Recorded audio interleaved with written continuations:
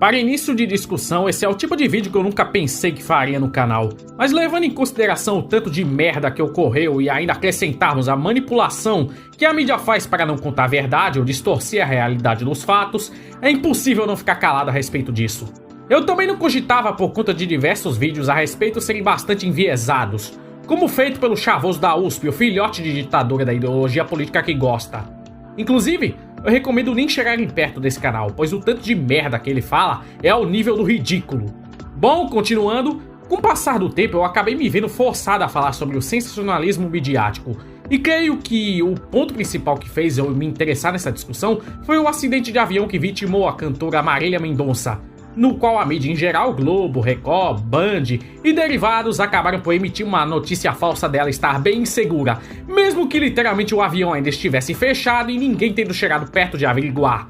Claro que havia muita gente no Twitter descendo pau nessa fake news cometida, mas não foi algo do nível Sleeping Giants de cancelamento.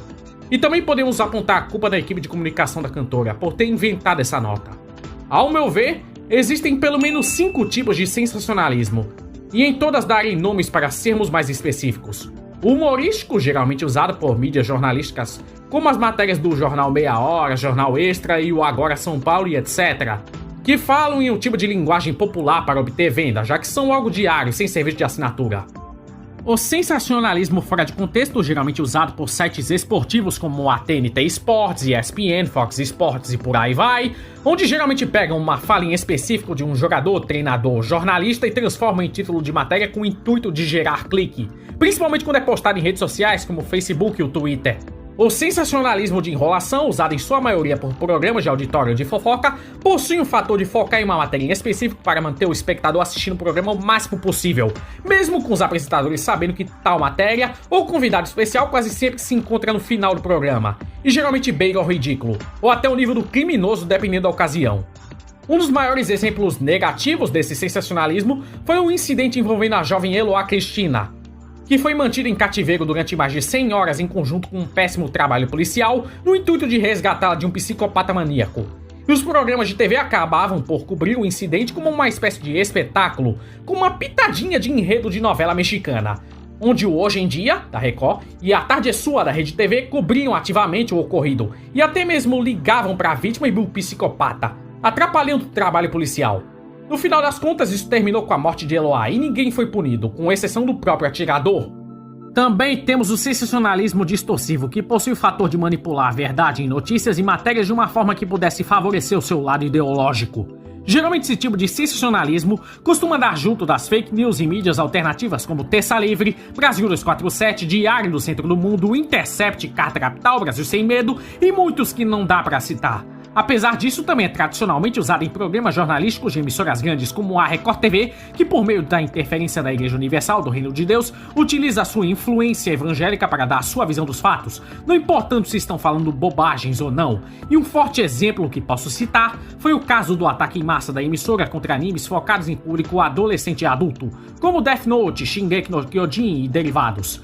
Além de posteriormente realizar matérias em programas de menor patente como Fala Que Eu Te Escuto, para atacar até mesmo desenhos infantis e pré-adolescentes como Steven Universo, Um Culto Sombrio dos Green e, pasmem, Pica-Pau, sim, Pica-Pau, desenho esse que a Record exibiu por uma caralhada de anos ininterruptamente.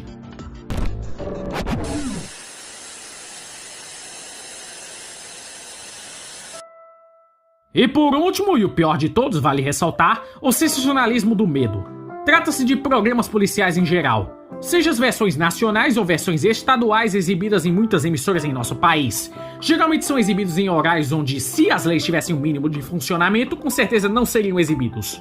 Aqui em Natal, cidade onde vivo, tem um programa policial da TV Ponta Negra, emissora afiliada do SBT que é exibido ao meio-dia, e compete com o telejornal da afiliada da TV Globo, a InterTV Cabugi.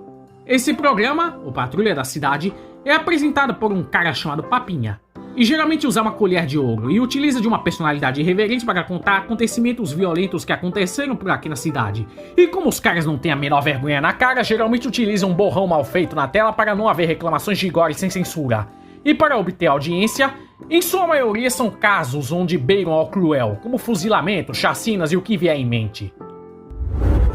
Em âmbito estadual, geralmente esse tipo de programa pega muita audiência no horário do almoço. onde podemos mencionar o Canal Livre, programa em Manaus onde, para assumir a liderança, encomendava mortes das mais bizarras possíveis para obter em primeira mão, e assim alavancar a carreira política do antigo apresentador Wallace Souza. E menciono como antigo, pois esse aí já morreu há um bom tempo devido a problemas de saúde, mas era um político bem influente da região. E no programa Canal Livre, ele sempre falava em um tom de fúria contra a criminalidade. Claro, tudo isso era apenas usado de fachada para obter a liderança, mesmo que isso custasse a vida de outros. Tipo os traficantes onde o filho dele tinha mutreta. Inclusive, a icônica briga entre o boneco Galerito e Gil da Esfirra ocorreu nesse programa. E na nova versão do Canal Livre, agora com o nome de Sinal Livre, novamente rolou um quebra-pau entre os dois. Passam-se os anos, mas a rivalidade continua. Bom, eu diria que esse seria o abismo do sensacionalismo do medo, no qual desta vez irei comentar a respeito de programas policiais de terror nacional, cujos principais em audiência no país são o Brasil Urgente da Band e o Cidade Alerta da Record. Em nosso dia a dia, o povo brasileiro acaba sendo forçado a suportar um tipo de conteúdo com cenas fortes de violência, agressões verbais e físicas, humilhações em rede nacional e pessoas sendo colocadas ao ridículo em prol da liderança no Ibope em horários da tarde. Os efeitos que estes programas possuem na vida do cidadão médio são extremamente nocivos e até mesmo criminosos, visto que são quase sempre denunciados por infrações, mas nunca punidos pela ineficiência do Estado. Atualmente, os programas policiais na mídia estão em forte crescimento devido às fatias de mercado que podem adquirir e também por conta do aspecto popular, mesmo que isso seja usado como uma forma de opressão na população mais carente. Dentro do jornalismo policial, temos como principais figuras as faces de dois apresentadores, Datena e Luiz Bate, pessoas bem conhecidas no âmbito jornalístico por conta de suas dezenas de controvérsias ao longo de suas carreiras, principalmente devido à personalidade justiceira e de certo modo exagerada de ambos.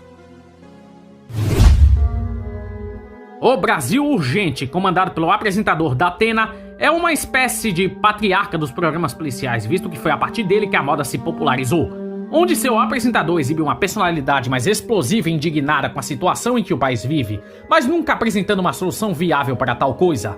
A primeira grande polêmica envolvendo Datena havia sido em 2010, no qual, ao comentar sobre 2 assassinatos brutais, acabou por realizar associações supersticiosas entre a criminalidade e a descrença religiosa, basicamente afirmando que, se você é ateu, você colabora com o crime organizado. Como desgraça não é pouca, Datena também foi acusada em 2019 por assédio sexual pela jornalista Bruna Drus, mas nada foi levado para frente, apesar dos relatos. Outra maracutaia do gorducho foi no caso do monstro da mamadeira, entre aspas, onde o apresentador do Brasil Urgente lançou diversas acusações contra Daniele Toledo, que estava sendo investigada pela morte de sua filha, que havia sido drogada com cocaína. Daniele acabou presa por 37 dias e havia sido espancada constantemente por detentas por várias horas, até que mais tarde fora revelado que as acusações eram falsas e que Daniele na verdade não havia sido a causadora do assassinato, ou seja, ela era inocente no final das contas e o Datena a chamou de monstro da mamadeira, entre aspas, de graça. E como a justiça é ineficiente, nenhuma retratação foi feita. Ninguém da emissora foi punido. O Cidade Alerta, programa apresentado por Luiz Bate, é popularmente conhecido por conta de sua extrema baixaria e levar pessoas ao ridículo em plena tarde do dia, além de praticar a romantização do crime, com o uso de até mesmo versões dramatizadas em 3D ou atores reais para exibir a conclusão de tal crime. Assim como o Brasil Urgente, o Cidade Alerta é exibido em horário impróprio e abusa do sentimento de autoridade dos apresentadores para definir quem é ou não um criminoso. Tanto é que um antigo professor já me disse uma vez que eles tratam com maior alarde casos de assassinato em bairros nobres, mas quando é em favelas ou em bairros mais humildes, ninguém se importa, tratam como se fosse a coisa mais normal do mundo, tratam os mais pobres como animais, como vermes. Eu sou uma pessoa que mora em bairro humilde, e eu tive que concordar com as falas desse professor, pois observando a forma de pensar e agir desses apresentadores, você nota facilmente a falta de empatia. Por conta dessa espetacularização da desgraça alheia, em fevereiro de 2020 ocorreu provavelmente a maior controvérsia envolvendo tanto o programa quanto o apresentador Luiz Bate, onde durante a cobertura de uma entrevista entre o advogado do acusado de um crime com a mãe de uma jovem até então desaparecida, o acusado teria confessado o assassinato da jovem momentos antes da entrevista com a mãe ser realizada, tendo também indicado o local onde havia colocado o corpo. Luiz Bate, para dar mais ênfase na audiência, ao invés do bom senso, resolveu criar uma historinha antes da ligação para a mãe da vítima, que havia concordado em participar da entrevista, mas não sabia de absolutamente nada. Já em forte estado de preocupação, mas ainda na esperança de sua filha estar viva, após ser contatada da morte de sua filha da pior maneira possível, Ela acabou entrando em estado de pânico e se jogou no chão aos prantos, sem saber o que pensar direito com esse baque. A transmissão foi cortada quase que de maneira imediata. E Bate apenas olhava em um forte tom de "eu fiz uma merda da porra e já é tarde demais para evitar isso".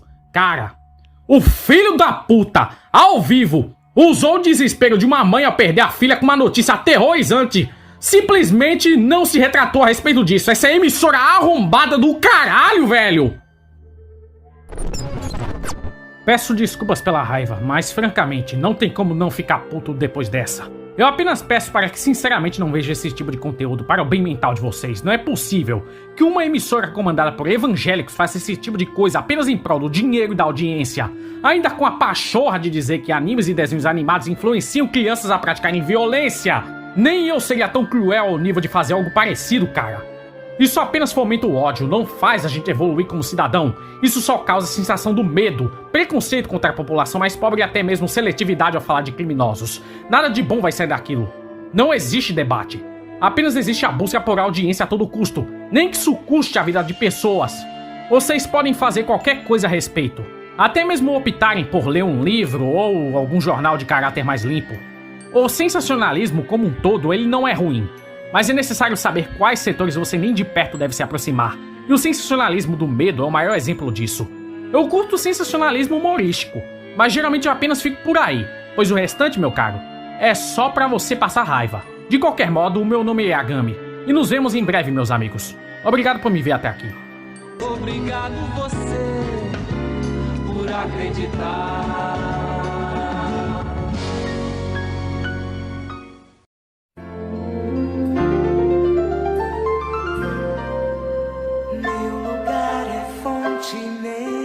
De luz.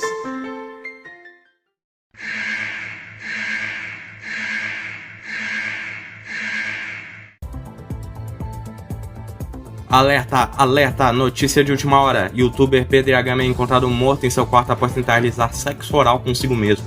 O jovem youtuber, com um canal de quase 2.000 inscritos, tentou realizar o recente desafio popularizado na internet de quebrar as próprias costelas a fim de conectar sua boca com seu próprio pênis. E as imagens da cena do crime são... Peraí, como assim não rodou nada? Ele tá vivo? Tá me dizendo que esse tal desafio nem existe? Pô, produção, para me ferrar, vocês são bons, né? Vamos ignorar o que acabou de acontecer. Salve, gurizada lindona, eu sou o Vitor, seu opinador de voz sexy favorito do Brasil. E novamente estou aqui para cuspir heterofatos em vossas caras. Estão todos prontos? Não precisam nem responder, só bora. Como Yagami já nos provou no começo do vídeo, a mídia televisiva brasileira é, em sua grande maioria, uma belíssima pepita de bosta. E grande parte dessa horribilidade, se não acabei de inventar essa palavra, se deve ao fato de que os apresentadores são, geralmente, um anto de psicopatas sem um pingo de amor pela humanidade, e que só ligam pro din-din que vão receber no final do programa. Por causa disso, eles estão pouco se cagando em tentar impedir que um crime aconteça, ou no mínimo não atrapalhar as operações contra ele, ou em revelar seus resultados de maneira minimamente humana a parentes próximos da vítima. Isso porque, convenhamos, quem assiste esses programas não é muito melhor. Os apresentadores fazem esse tipo de merda porque eles sabem que quem assiste é tão psicopata quanto eles, e amaria ver uma mãe caindo no chão chorando por descobrir do pior jeito possível que a filha dela foi assassinada. Pois é, né? Simplesmente intancável gostil. Saindo do assunto dos apresentadores psicopatas, mas ainda mantendo relação com nossa tão amada emissora que não pode faltar na discussão. Record TV. Recentemente, a Record andou fazendo um processo para diminuir a faixa etária de suas novelas, as quais, convenhamos, não deviam ser indicadas nem para menores de 2021 anos. Claro que isso tudo é uma jogada doentia para tentar forçar a ideologia evangélica deles para crianças ainda mais novas, já garantindo suas futuras fontes de renda. Como era de se esperar, eles fracassaram nisso e as novelas vão continuar com os teninhos de 14 anos. Ah, mas nossa Record não desiste, né? A Record é forte, é resistente, e os caras simplesmente criam uma reportagem sobre Death Note, um animezinho aqui que eu acabei de ver e tem classificação indicativa de 18 anos, para falar sobre como animes são uma influência. Claro, nós vimos que o resultado disso foi que a Record realizou a façanha de fazer um anime de 2006 voltar a ser relevante. Death Note, a galera só lembra de ti quando acontece algo terrível em teu nome. Outra série mencionada pela Yagami que foi usada como bode expiatório pela Record foi Um Conto Sombrio dos Grimm. Eu admito que não vi a série ainda, mas imagino que seja um retelling de uma versão mais fiel dos livros dos irmãos Grimm, conhecidos por obras como Branca de Neve, Chapeuzinho Vermelho, e vocês já sabem quem são esses cornos, não preciso falar. Eu gosto de obras desse tipo, que usam uma versão menos conhecida e mais sombria de obras clássicas para contar uma história criativa. Por isso que o único jogo gacha que eu gosto é Sinoelis. Por sinal, um momento mexa gratuito, joga imediatamente. Voltando ao assunto, é claro que os nossos queridos amigos da Record não sabem que a série usa como base os livros originais e bem mais sombrios dos Irmãos Grimm, e não as versões filtradas das histórias que a gente vê pelos filmes do Walt Disney. Por causa disso, eles acusam a série de utilizar histórias infantis para uma série pesada demais para crianças. Peraí, deixa eu ver um bagulho rapidão. Classificação indicativa de 12 anos? Vai resumir um monólogo chato e não tão informativo. A mídia televisiva brasileira é porca, e desde que eles possam trazer dinheiro pra mesa, eles não se importam se o método que usam seja burro, desonesto, desumano ou se use a própria religião como forma de controle. O que importa é deixar a família presa na frente da TV com uma cambada de peixe morto olhando pra fora de um aquário. Meu nome é Vitor, Sictorim Vamputem Fatem para os mais próximos, e essa foi a minha opinião. Se não quiser conversar comigo, não me adicione no meu Discord que não está aqui do lado, e não está nos comentários. Abraços e beijos.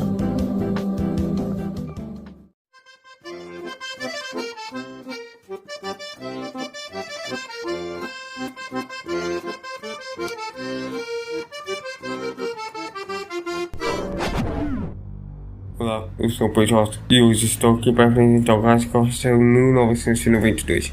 Basicamente mostra o potencial que a TV tem em massa. O caso seria do programa que na idade seria um simples documentário. O programa de assombração, porém, um caso foi bastante sério, que levou a ter várias vítimas e até morte em relação sobre isso.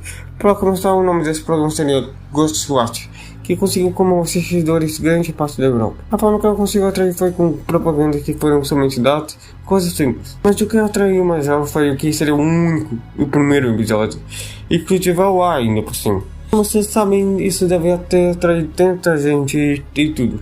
Porém, o programa estava preparando tudo a fio. Ou seja, eles estavam preparando o negócio para ser realmente verdadeiro, verídico. Então gravaram de 3 semanas antes e tal. E prepararam de pegar cada detalhe, melhorando. E ainda fizeram um negócio de narrador a ser ao vivo, fazendo assim contagem de telefone, contagem de pessoas vendo esse negócio, sendo confirmando os fatos. Então assim, foi um bombástico e várias pessoas conseguiram ver. Só que essas pessoas foram crianças, idosos, jovens que tiveram seus traumas e foram vítimas de vários efeitos, como por exemplo a trauma que eu mencionei, pânico, insônia, crises e até mesmo suicídio nesse caso. Com isso em mente, a BBC totalmente tentou compensar por serem vítimas de tudo, pagando por misérios pelo dinheiro baixo, porque eram muitas vítimas que tiveram. Então realmente virando um caso absurdo por causa de umas assombrações desse caso. Claramente a BBC foi mais que isso, porém por causa que é uma TV, e uma TV que aconteceu vários diversos casos. Esses casos são um desses casos que aconteceu com a BBC, o que prova que a TV é capaz de fazer muito mais que isso em dia de hoje. Com isso, finalizo a minha parte e até a próxima, pessoal.